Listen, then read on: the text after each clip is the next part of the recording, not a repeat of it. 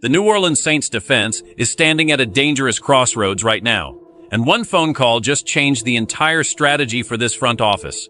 After losing core leaders in free agency, the building is scrambling to fix a massive hole in the secondary that could sink the upcoming season before it even kicks off.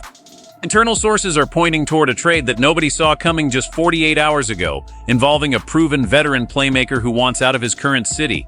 If Loomis pulls the trigger on this, the defensive hierarchy shifts instantly. Is this the move? Kenny Moore is the name that is sending shockwaves through the executive offices on Airline Drive today, as the Indianapolis Colts have officially granted the veteran cornerback permission to seek a trade. This isn't just another rumor. It is a high-stakes opportunity for a Saints team that is desperately clawing to find some stability in the slot.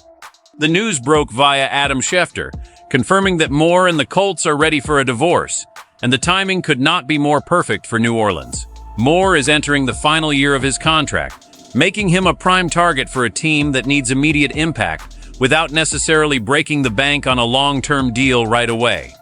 Last season, Moore proved he still has plenty of juice left, ranking in the top 40 among all cornerbacks according to PFF grades, showing a versatility that is becoming increasingly rare in this league. He is a defensive back who plays with an edge, specifically against the run, which is exactly where this Saints defense struggled to maintain consistency during critical stretches last year. But here's the thing that is keeping everyone in the building up at night. The Saints didn't just lose bodies. They lost a specific type of production and energy that fueled their identity. Alontae Taylor left a vacuum that the current roster isn't built to fill internally. And while the draft is an option, the pressure to win now is mounting on the coaching staff. By bringing in a guy like Moore, you aren't just getting a player. You are getting a system-ready veteran who can transition into this scheme overnight. However, the cost of the trade and the looming contract situation create a complex puzzle for the front office to solve. Everyone is wondering if they will pay the price or look elsewhere. Alontae Taylor has left some massive shoes to fill, and the front office knows that relying solely on a rookie to step in and handle slot duties is a gamble that could backfire if the division race stays tight. The internal discussion is shifting from whether they should make a move to how quickly they can finalize a deal before another contender jumps in. This situation is developing rapidly behind closed doors, and the next few days will determine if the Saints secondary gets the elite reinforcement it needs or if they are forced to gamble on unproven talent. Do you think trading for a veteran like Kenny Moore is the missing piece to save this Saints defense from a complete collapse this season? This decision will define the secondary for the next 3 years, so I need to hear your thoughts in the comments right now. If you want to stay ahead of every internal move and trade rumor coming out of the Saints facility, you need to subscribe to the channel and hit that like button immediately. We are providing the deepest coverage you will find anywhere. Don't miss the next update on this developing trade story. Alontae Taylor leaving the building created a ripple effect that is still being felt through every level of the defensive meeting rooms this week. When you lose a player of his caliber in free agency, you aren't just losing a jersey number.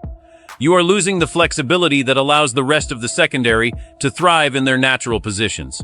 The Saints have solid boundary corners, but the slot is where games are won and lost in the modern NFL. And right now, there is a glaring lack of experience in that specific role. Internal reports suggest that the team was caught slightly off guard by the market for Taylor, and now they are forced to be aggressive in their pursuit of a replacement. This is where the Kenny Moore connection becomes so vital to understand. Moore is widely considered one of the premier slot defenders in the league, a guy who understands the nuances of playing inside, where you have to be a tackler, a blitzer, and a lockdown coverage man all at once. While the Saints have looked at internal options, the coaching staff is privately pushing for a veteran presence who can stabilize the communication in the back end. The front office has spent the last few days crunching the numbers to see how Moore fits into their tight salary cap situation, and the consensus is that a trade might actually be more cost-effective than overpaying a second-tier free agent. There is also the draft factor to consider, as the team holds the number 8 overall pick. Names like Jermod McCoy or Mansour Delane have been discussed extensively by the scouting department. But taking a corner that high means passing on other massive needs like offensive line or pass rush help. It is a balancing act that Mickey Loomis has performed many times before, but the margin for error this year feels thinner than ever. The Saints' defense has always relied on aggressive man-to-man specialists, and losing that identity would be a catastrophic step backward for a team that prides itself on being difficult to score against. As we look at the film, Moore provides that same grit that Taylor brought to the field, making him the logical successor in this scheme.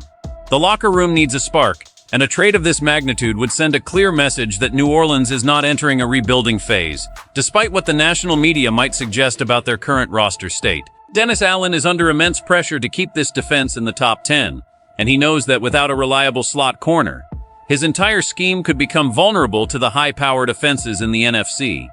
The decision to let veterans like Demario Davis and Alontae Taylor walk was a calculated risk aimed at getting younger, but it has left the roster lacking the veteran leadership required to navigate a full 17-game schedule.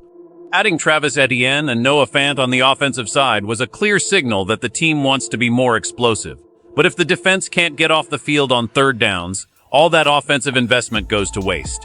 That is why the pursuit of Kenny Moore is about more than just one position. It is about protecting the entire team's win-loss record. Looking ahead, the Saints find themselves in a fascinating position where they could theoretically rebuild their entire defensive identity in a single offseason. If they manage to land Moore via trade and still use that 8th pick on a blue-chip defensive prospect, this unit could actually be better than the one we saw last year. However, if they miss out on Moore and strike out in the early rounds of the draft, the secondary will be a massive liability that every offensive coordinator in the league will look to exploit. The front office is also keeping a close eye on the Cameron Jordan situation, as his absence creates another leadership void that needs to be addressed sooner rather than later. The moves made in the next 2 weeks will dictate the trajectory of the Saints for the next 3 seasons, and the tension inside the building is palpable. We are seeing a shift in philosophy where the team is becoming more willing to explore the trade market for established stars, rather than just waiting for the draft to develop talent. This aggressive posture is a direct result of the win-now mandate coming from the top of the organization. The Saints are essentially betting that they can bridge the gap between their veteran core and their young talent by bringing in a high-floor player like Moore. It is a high-stakes game of chess, and the Saints are currently waiting for the Colts to make their next move on the asking price for their star cornerback.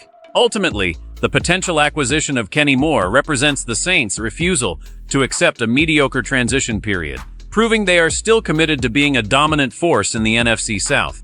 Losing Alontae Taylor was a stinging blow, but it has opened a door for a move that could actually provide more veteran savvy and reliability in the most critical moments of the game. For the fans, this is the moment where you see if the front office still has the magic to navigate the cap and build a contender under extreme pressure. This isn't just about replacing a player. It's about maintaining a standard of defensive excellence that has defined New Orleans football for the last decade. If they pull this off, the Saints instantly become a much more dangerous team that nobody will want to face in the postseason. But if they fail to secure a top-tier replacement, the season could turn into a long struggle to fix a broken secondary. The stakes are as high as they get in the NFL, and the clock is ticking on these trade negotiations. I want to know from you, do you think Mickey Loomis should give up a mid-round pick to bring Kenny Moore to the Big Easy, or is it time to just focus on the draft and hope for the best? This is a franchise-altering moment, and your voice matters in this debate. Make sure you are subscribed to the channel with notifications turned on, because we will be the first to break it when the paperwork is filed. Don't forget to smash that like button if you believe the Saints can still win this division with the right moves. The offseason is just getting started, and the drama inside the Saints facility is only going to intensify from here. We will keep you updated every step of the way as this roster continues to evolve. Keep your eyes on the newswire because the next big announcement is right around the corner. New Orleans is ready to make a statement, and we are here to cover every second of the journey toward the new season. Stay tuned, because the best is yet to come for the Saints secondary.